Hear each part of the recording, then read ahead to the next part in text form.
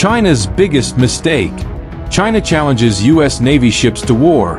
Ecret weapons activated.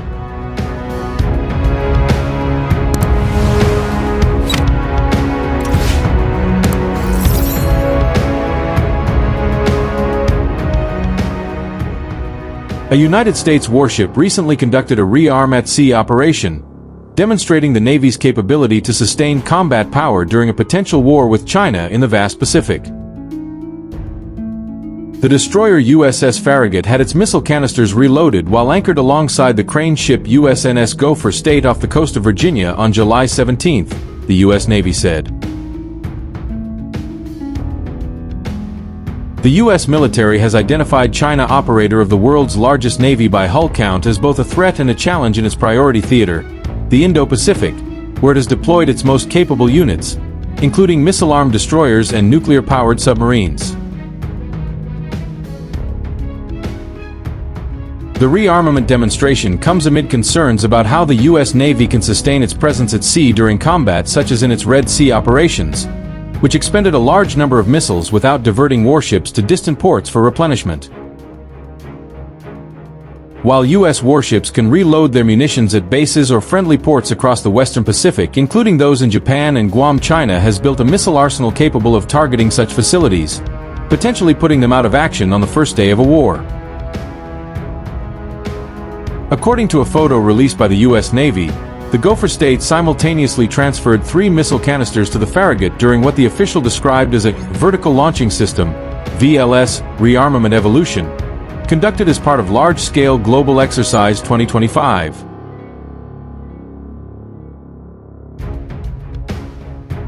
Missile canisters were transferred to both the Farragut's forward and aft VLS cells, also known as launchers. The warship, a Flight IIA Arleigh Burke-class destroyer, is equipped with 96 launchers, 32 forward and 64 aft, to accommodate various types of missiles. This marked the second time the Navy demonstrated rearming a warship at sea since October, when the Ticonderoga-class cruiser USS Chosen conducted a similar operation with a dry cargo and ammunition ship USNS Washington Chambers off the coast of California. However, during the demonstration in the Pacific, the Washington Chambers was seen transferring only 1 missile canister to the Chosen's forward VLS cells. The warship is equipped with 122 VLS cells, 61 in the forward and 61 in the aft launching systems. The Navy said the simultaneous rearmament of the Farragut's forward and aft VLS cells marked the first operation of its kind, demonstrating the vital role of expeditionary logistics in supporting distributed maritime operations and sustaining combat power at sea.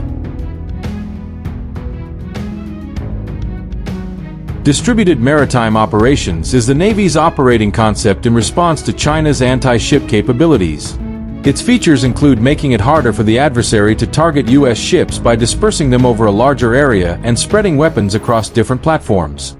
Tom Shugart, an adjunct senior fellow at the Center for a New American Security, told Newsweek that the Navy would need to be able to rearm at sea or at anchor away from known port facilities.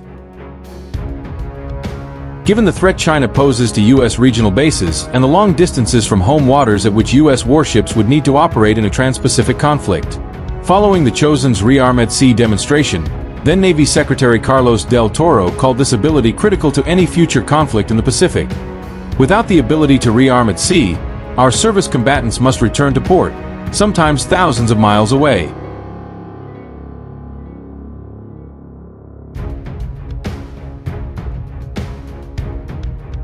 The recent USS Farragut rearm at sea operation marks a turning point in naval logistics, showcasing Washington's ability to sustain long-range combat power without returning to base. For the destroyer Farragut, receiving missile canisters from a USNS Gopher State on July 17 during large-scale exercise 2025, LSE 2025, demonstrated the Navy's evolving ability to keep warships combat-ready even if shore facilities are compromised.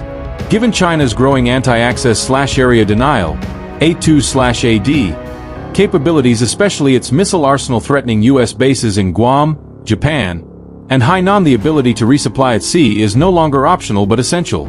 U.S. naval engineers developed the modernized Transferable Reload at Sea method, TRAM, employing automated cranes and sensor-guided systems to safely deliver missiles to a ship underway, a method cutting resupply time from weeks to mere days.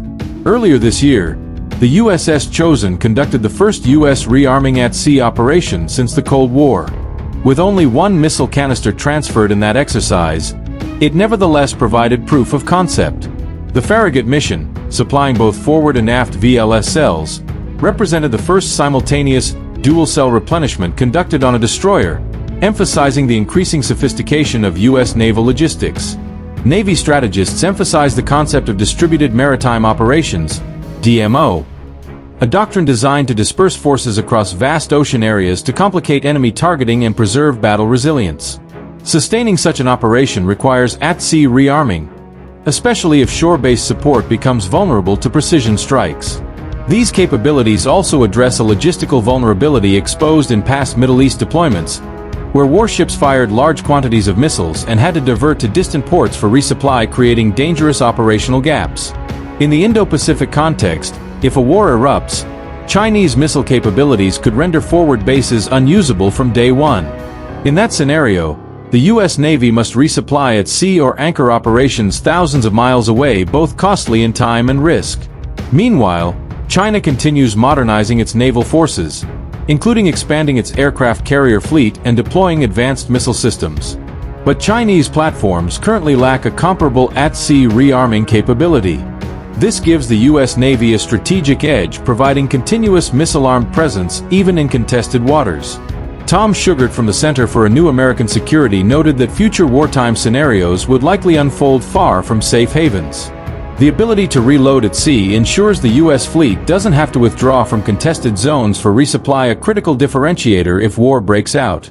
Large-scale Exercise 2025, which involves simultaneous coordination across 10 maritime operation centers, MOCs, and reserve components, aim to stress-test logistics and command and control systems on a global scale.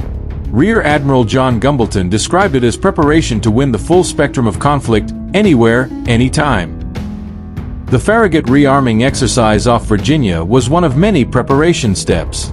Other efforts included resupply drills with allies at allied ports like Darwin, Australia, the first such missile rearming exercise ever held aboard USS Dewey at an overseas base with transit distances that dwarf traditional logistics routes. In the coming months, the U.S. Navy is expected to refine tram systems, potentially rolling them out across the fleet to enable rapid at-sea rearming of hundreds of vessels. Concurrently, China may respond by accelerating anti-ship missile programs or targeting partner ports,